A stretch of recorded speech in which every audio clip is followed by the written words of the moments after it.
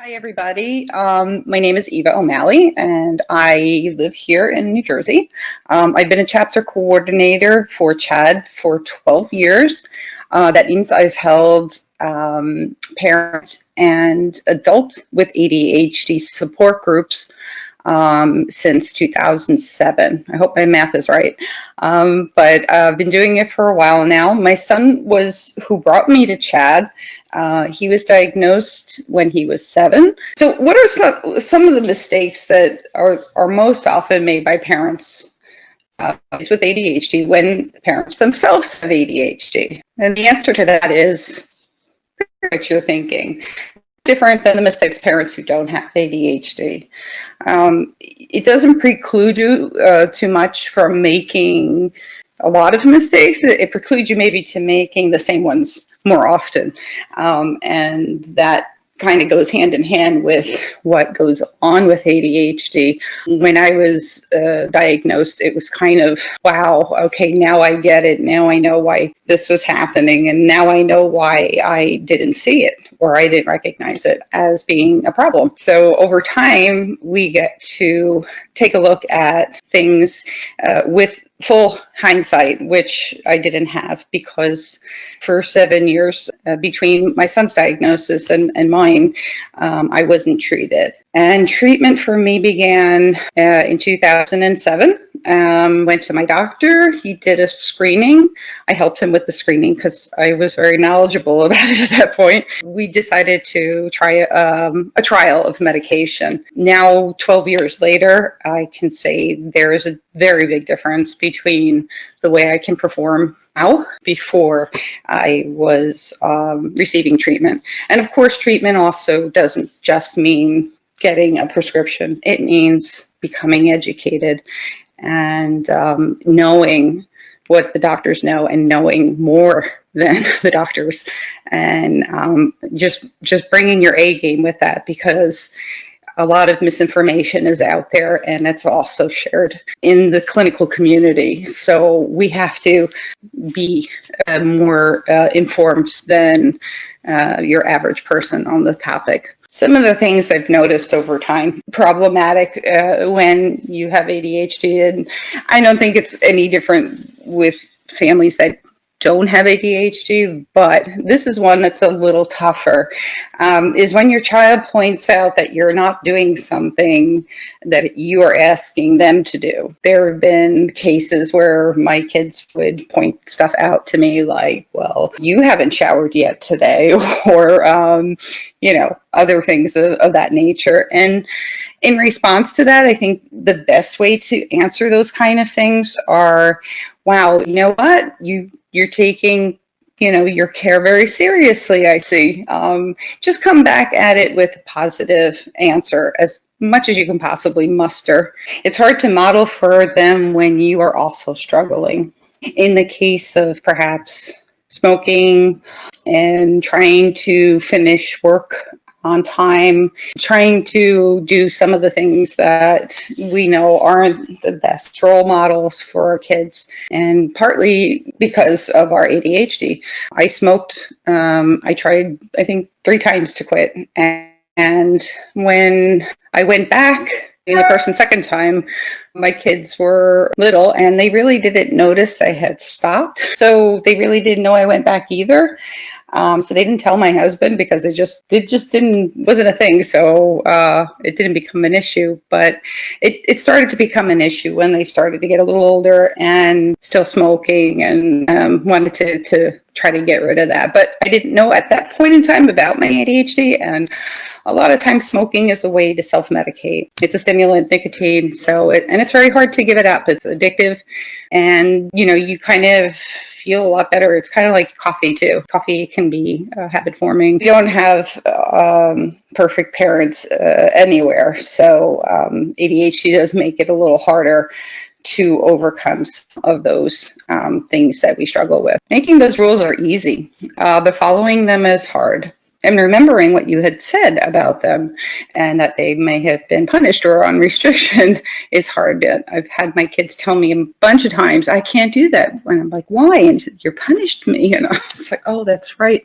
So it undermines your authority when you cannot remember to follow through with restrictions and punishments. And a lot of times I know people who are raising kids with ADHD, those things don't even work anyway. But, kids will need this in their day. They will need those boundaries. And so demonstrating to them that you can put a system in place for such a thing is helpful. And I would rely heavily on my phone for reminding me, even in those early days when we were all, I think, using Blackberries. I would try to put notes in there for myself to remind myself if I did put my kids on restriction for whatever reason, when it started, when it began. In order to make something help you, it has to be external, and you cannot rely on your internal cues and your internal memory to come online automatically. So you have to make whatever it is you need to remember physical. And I think showing your kids that you're doing this is great, because nobody's perfect and everybody has to make accommodations for themselves. Parents, I think, sometimes get caught up in thinking that they're got to be perfect. Adults with ADHD make mistakes, pretty much the same mistakes that everybody else will. Not listening to our partner's concerns or being dismissive, talking at each other instead of communicating. The best one, you already know what the other person is going to say because you've been with them for a long time. Or say speaking over them so we don't forget our train of thought. One of the things that I have tried to do is remind myself that when the other person is speaking, not to be thinking of what my response is, to be mindful and in the moment about what it is that they're saying. If the spouse, the other spouse doesn't have ADHD, or if they do, it can be difficult for a lot of different reasons. When you both have it, hopefully you don't have the same set of symptoms. With my husband, I figured he doesn't have such a terrible memory, but I do. Thankfully, we managed to raise 3 kids without too much problem. But I think really getting the relationship in a good place, explaining what you need from your partner. Because of your ADHD, I have to tell my husband, don't read off a list of things we got to do. He likes nothing more to brain dump in the same room as I'm in. We've got to do this, we got to do that, we got to do that, and then after that, and then I'm not going to remember this. And he says, but I told you. And I'm like, yeah, So at the time that he's doing this, thinking out loud, I have to remind him, okay, I can only hold on to one piece of information at a time. Of course, this gets easier once you guys know what it is that is the bigger issue in your relationship. Always being honest with one another about how things are moving along. This one is one we had an extremely hard time with. Saying no to your child and everyone else for that matter. One of our friends through Chad is a woman by the name of Marie Paxson, and she wrote an article about how to set limits on saying no. One of the things that she emphasized was it's a major mistake to relent. If your child learns that they can harass you into yes, they will also learn to manipulate you whenever they want something. The fastest way to a bad habit is to reinforce it intermittently. And by gosh, this is what happened with my son. When he became so perseverant and so persistent on what he wanted, he knew he could grind us down to a stump until we just are exhausted, because his skill level of accepting our will was completely zero. That meant he did not have any ability to accept the imposition of our will as parents on him. And it was so difficult to do almost anything. And it was so difficult to refuse him, because we have 2 other kids in our family, and they would have to endure the tantrum that was going to happen because we were saying no. So I'm sure there are families out there that are nodding their heads at this point. And I know that the other kids in the family, if they're not affected, or maybe even if they are affected, they feel really different. They feel like they're being treated different, or the child with ADHD gets anything that they want. And it's really hard to explain to those kids that they're the ones with the disorder, though. That they're not doing this because they stood up all night, and thought about it and wanted to ruin everybody's day.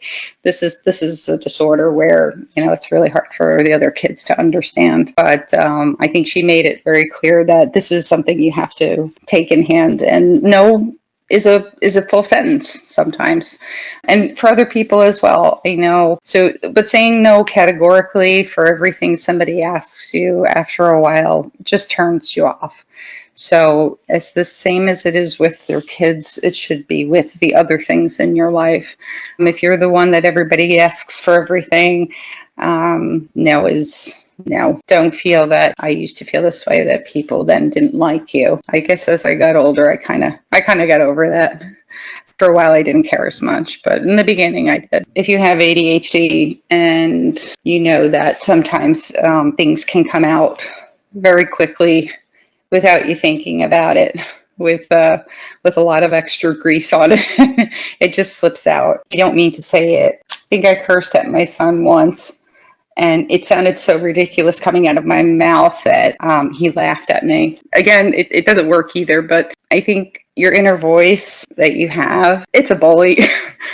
Forgiveness is for everyone. It's not just for you to be able to bestow on your children. It's the way you children learn empathy too. Tomorrow is the next day, and whatever happens after the day you found out about your ADHD or about your child's ADHD and you have regrets in those areas, you just have to wipe that slate clean and say, I didn't know.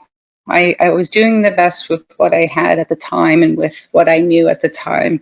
So it's important that we forgive not only ourselves and not only our kids, I should say, and we should forgive ourselves, not worry too much about it, because you do apologize to them and they learn how to apologize back.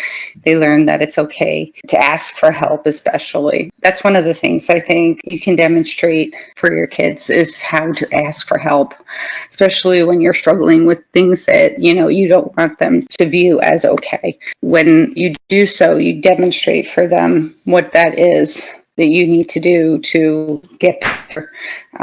So saying to them, Mom's tired of smoking. I don't want you to have to watch me do that, or whatever it is that you want to stop doing. And I'm going to get some help for that. And our whole family is going to help me to kick it, or to feel better about it, or whatever the task at hand is. Mr. Rogers' voice is truly opposite to that of our harsh, self-critical inner voice. So I leave you with, today you've made this day a special day by just your being you. Mr. Rogers follows up with saying, there is no person in the world like you, and I like you just the way you are.